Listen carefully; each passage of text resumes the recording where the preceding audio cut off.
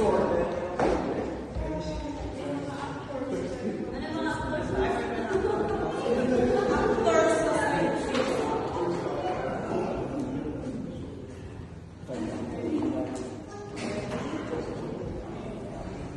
Hindi biro maging isang pastor. Ang buhay ng isang pastor ay tunay na napatanan. Maaga pa lamang ay gising na sila, hindi para sa sariling pangangailangan, kundi upang ilapit sa Diyos ang buong kongregasyon sa pamamagitan ng lehitim na panalangin. Isa sa mga kauna-unahang pagpaglingkod bilang pastor dito sa Melbourne ay si Pastor Robert. Hindi siya mananampalataya na naging inspirasyon sa marami.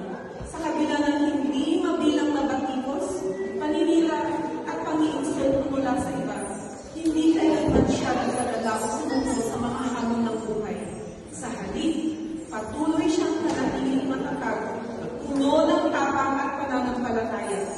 Laging may ngiti sa kanyang mga labi at may kakayahang magpasaya at magbiro sa kabila ng bigat ng pinagdadaanan. Ang kanyang buhay ay isang patunay na paglilingkod sa Diyos. Isang halimbawa ng tibay ng puso, kababaang loob, at walang sawang dedikasyon sa kapwa na nag-iiwan ng marka sa bawat kaluluwa na kanyang nahahawakan at nai-inspire.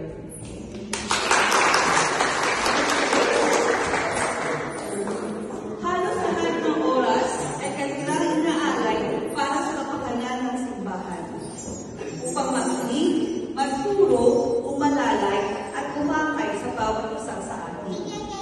Hindi man ito ang kanilang pangunahing trabaho, subalit mas inuuna at inasaguyod pa nila ang gawain ng Panginoon kaysa sa kanilang sariling kabuhayan. Sa Kitchen Hand Ministry nag-umpisa, sa bawat putari ay naman kanyang pagmamahal at pagkasakit sa gawain ng Panginoon. Ngunit hindi doon nagtapos ang kanyang paglilingkod.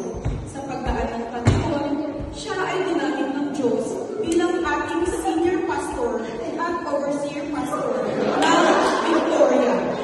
Kaya si Pastor Chris, hindi alintana ang pagod at layo ng biyahe. Sa halip, buong puso at walang pag-aalinlangan niyang tinatahak ang bawat kalsada, malapit man o malayo, upang maihatid ang buhay na salita ng Diyos sa mga taong uhaw sa kanyang presensya. Walang reklamo, walang pag-atras, tanging dedikasyon, kasipagan at matatag na pananampalataya ang kanyang ipinapakita. Ang kanyang buhay ay isang nakapangyarihang patutuo ng tunay na paglilingkod at sakripisyo para sa kaharian ng Diyos. Ibinibigay nila ang kanilang panahon, lakas at puso upang matupad ang tawag ng Diyos sa kanilang buhay. Sa likod ng kanilang mga ngiti ay mga sakripisyo at panahong ginugol sa paglilingkod. Mula sa malayong baybayin ng Japan hanggang sa puso ng Melbourne, narito ang isang pinakabatang pastor. Tignan niyo naman ang kanyang pangalan, batang-bata, Jude. Pero tinatawag namin Pastor Jude na tunay na kahanga-hanga. Siya ay palakaibigan, puno ng sigla at espesyal na pagmamahal sa mga bata. Laging may ngiti sa labi na nagbibigay ng liwanag sa paligid. Ang kanyang puso ay may tapat at buong nakalaan sa paglilingkod sa Diyos. Isang halimbawa ng walang pag-aalinlangan na pananampalataya at dedikasyon. Sa kabila ng mga sariling pagsubok at hamon sa buhay, hindi mo makikita sa kanya kahit kaunting pagdadalamhati o pagdarama. Sa halip, ang kanyang nakakahawang ngiti at mainit na pakikipagkapwa-tao ay nagbibigay ng pag-asa at inspirasyon sa lahat ng nakapaligid sa kanya. Tunay na siya ay isang biyaya, isang tao na hindi lamang naglilingkod sa Diyos, kundi nagdadala rin ng liwanag at saya sa buhay ng bawat isa sa kanyang nasasakupan. Sa bawat mensahe nilang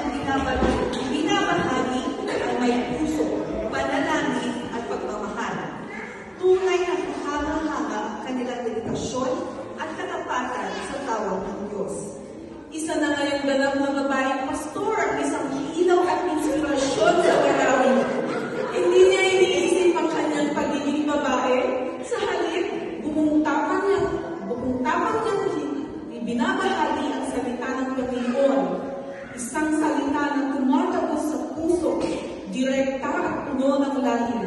Kapag siya'y nagsalita, dama mo ang kanyang wagas na pagmamahal at dedikasyon sa Diyos at sa bawat taong nakikinig.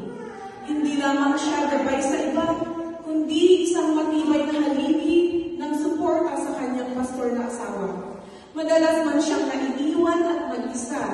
Sa ilang pagkakataon, kapag ang kanyang asawa ay lalo magkaiba sila ng misyon, nananatili siyang matatag. Sa bawat luha at pangungulina, alam niya sa kanyang puso na ang kanilang sakripisyo ay para sa mga dakilang layunin. Para sa mas dakilang layunin, ang paglago at pagpapalawak ng gawain ng Panginoon. Ang kanyang buhay ay patunay ng tunay na katatagan, pagmamahal, at walang kapantay na dedikasyon.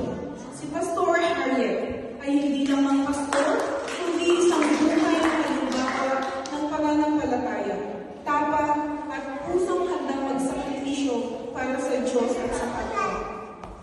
At bibigyan ko kayo ng mga pastor na ayon sa aking puso, at kayo'y papasulitan ng kaalaman at ng unawa.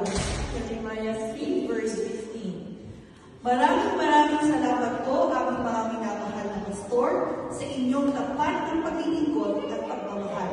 Kayo ay tunay na biyaya ng